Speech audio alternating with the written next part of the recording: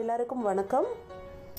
இந்த பாலாடையிலேருந்து இன்றைக்கி நம்ம நெய் வெண்ணெய் எடுக்க போகிறோம். பாதி டிஃபன் பாக்ஸ் அளவுக்கு நான் எடுத்து வச்சுருக்கேன் பாலாடை. இது வந்து தண்ணியை வந்து நான் ஃப்ரீசரில் வச்சுருந்தேன். கிட்டத்தட்ட அது ஐஸ் கட்டி ஆகிற அளவுக்கு ஆயிடுச்சு. இந்த தான் அதிகமாக கோல்டாக இருக்கணும் தண்ணி. இங்கே பாருங்கள், கிட்டத்தட்ட ஐஸ் கட்டி வந்து இதில் ஃபார்ம் ஆக ஆரம்பிச்சிருச்சு. மிக்ஸி ஜாரில் பாலாடை எடுத்து வச்சுருக்கேன். அதில் கொஞ்சமாக தண்ணி ஆட் பண்ணியிருக்கேன்.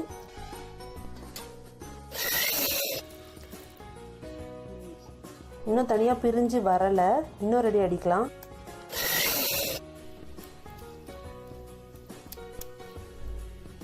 இப்படி நான் அடித்ததுக்கப்புறம் இப்போ பார்த்தீங்கன்னா தனியாக பிரிஞ்சு வந்துடும்.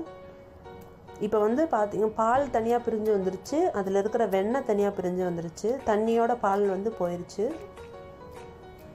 இப்படி பிடிக்கும் போதே அந்த இது தெரியும் உங்களுக்கு, வெண்ணெய் தனியாக பிரிஞ்சு வந்தது.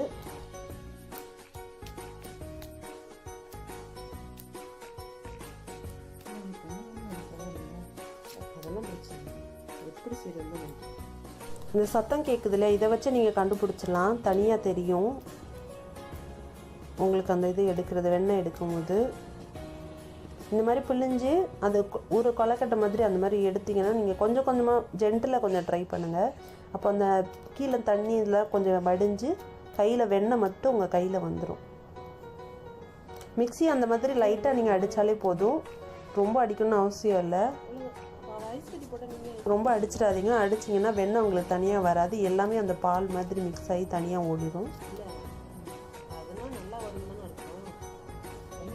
இப்போ நீ அந்த பாலை போடுறேன் இல்லையா, அந்த பிடிச்சது வெண்ணெயை போடுறதும் வந்து கோல்டு வாட்டரில் தான் நான் எடுத்து வச்சுருந்தேன் தனியாக. அந்த ஐஸ் வாட்டரில் தான் இப்போ நான் அதையும் போடுறேன், இப்போ எடுத்துருக்க வெண்ணெயும். அவ்வளோதான், கடைசியாக வலிச்சு இருக்கிற எல்லாத்தையுமே நீங்கள் தனியாக எடுத்துருங்க. எடுத்து இந்த மாதிரி கோல்டு வாட்டரில் உருண்டை பிடிச்சி போட்டுக்கோங்க. இதை வந்து இப்போ நம்ம என்ன பண்ணோம்னா, இன்னும் 2-3 தடவை நம்ம இதை ப்யூரிஃபை பண்ண போகிறோம், கழுவுற மாதிரி. இன்னும் கொஞ்சம் இதில் பால் ஆடை ஏதாவது பால் இருந்துச்சுன்னா அதை வந்து தனியாக பிரிஞ்சு போயிடும். அதுக்காக இதை வந்து நம்ம எல்லாத்தையும் ஒன்று சேர்த்துக்கிறோம். இந்த மாதிரி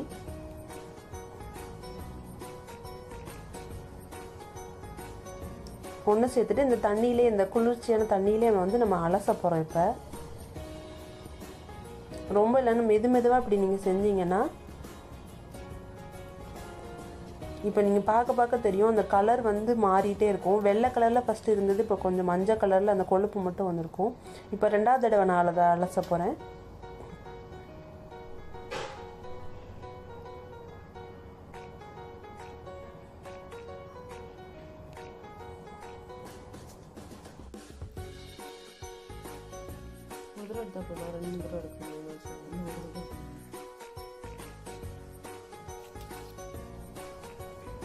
இப்போ 3வது தடவை அலசுறாங்க.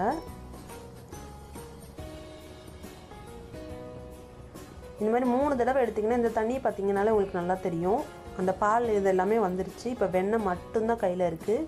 ரொம்ப பிசுன்னு இருக்கும் உங்கள் கையெல்லாம் இது செய்யும் போது. இது முடிச்சதுக்கப்புறம் வெந்நீரை நீங்கள் எல்லா பாத்திரத்தையும் கழுவுங்க. அப்போ தான் வந்து உங்களுக்கு கழுவி எடுக்கும்போது தான் அந்த இதெல்லாம் பிசுப்பும் உடனே போகும், பாத்திரம் உடனே கழுவ முடியும். இந்த மாதிரி வந்துருச்சு. இதுதான் பியூரான வெண்ணெய். இதை வந்து நீங்கள் தனியாக எடுத்து உங்களுக்கு வேணால் நீங்கள் எதாவது ப்ரெட்டில் தடவி சாப்பிடணும், இல்லாட்டி பட்டர் வச்சு ஏதாவது டிஷ் செய்யணும் அப்படின்னா இதை நீங்கள் வச்சுக்கோங்க தனியாக எடுத்து. 1/2 பாக்ஸ் தான் நான் எடுத்திருந்தேன். 2 வாரத்துலேயே இந்த பாலாடை சேர்ந்துருச்சு எங்கள் வீட்டில்.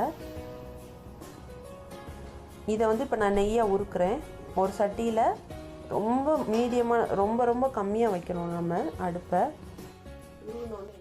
கம்மியான தீயில் வச்சு தான் அந்த ஃபுல் ப்ராசஸும் நம்ம செய்ய போகிறோம். நீங்கள் இப்படி வச்சிங்கன்னா அந்த வெண்ணெய் உருகுது பார்த்தீங்களா, நீங்கள் கிண்ட தேவையில்லை, எதுவுமே பண்ண தேவையில்லை, அதுவாகவே உருகிடும் அந்த சூடுக்கு. பாக்கெட் பால் வாங்குறீங்கன்னா உங்களுக்கு வந்து ஹோல் மில்க்குன்னு இருக்கும், அதாவது ஃபேட்டோடு இருக்கிறது, ஃபேட் எடுக்காத மில்க்கு, அந்த மாதிரி வாங்கிக்கோங்க. அதுதான் உங்களுக்கு வந்து நிறையா பாலாடை கிடைக்கும். இப்போ பார்த்தீங்கன்னா எல்லாமே உருகிருச்சு.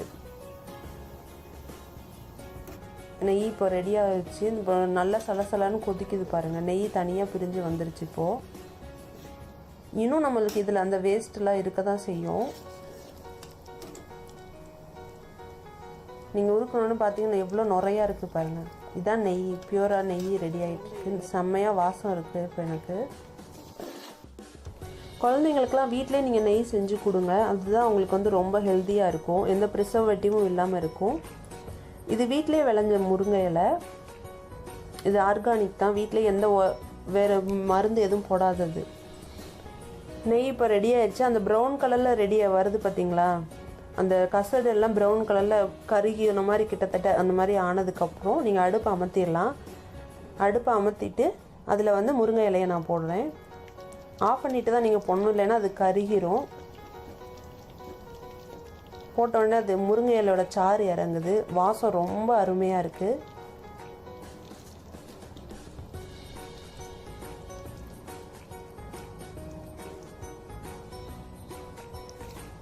இப்போ ஆஃப் பண்ணதுக்கப்புறம் இதை ஒதுக்கி வச்சுட்டு சூடாக இருக்கும் போது நீங்கள் ஊற்றிடாதீங்க. கண்ணாடி பாத்திரம்னாலும் நீங்கள் சூடாக இருக்கும் போது ஊற்றாதீங்க.